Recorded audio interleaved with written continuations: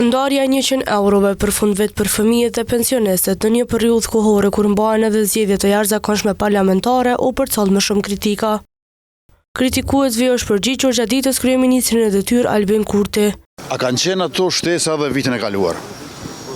A kanë qenë edhe para vitit të kaluar? Çdo herë para vitit të ri, kur kemi dimër e kemi festa, ne i gëzojmë më të moshuarit edhe fëmijët.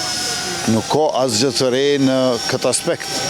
E re është qeverisja jonë, e cila do të vazhdojë edhe mandatin e tretë.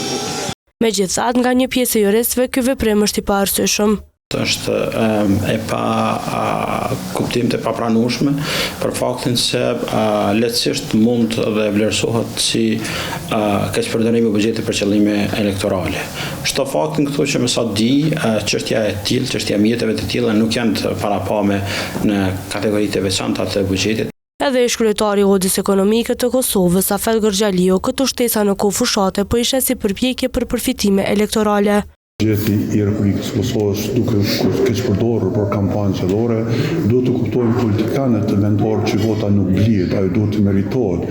Ajo që e karakterizon këtë anarki që ka kapur Kosovën është fakti që ka ndryshuar vetëm forma e korrupsionit, derisa në kaluar një vend të nder dhe ju mbledh votat në mënyrë të drejtë, tani po në mënyrë zyrtare edhe institucionale u duke tentuar të mbledh vota. Një mendim të njëjtë e gëzon edhe pensionisti Jakub Boca.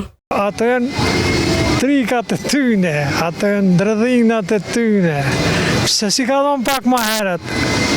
Po ku e qëllajnë një ditë mas zgjedhjeve?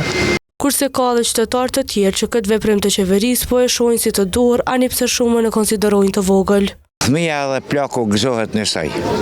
Këta që punojnë nuk kanë nevojë as për 100 edhe 200 me dhënë, ai don 1000, 2000, 10.000. Me rrit pensionet për gjithë të ka mundësi se prej 2008-ës deri në 2019 90 janë bo pensionit për 50-ve.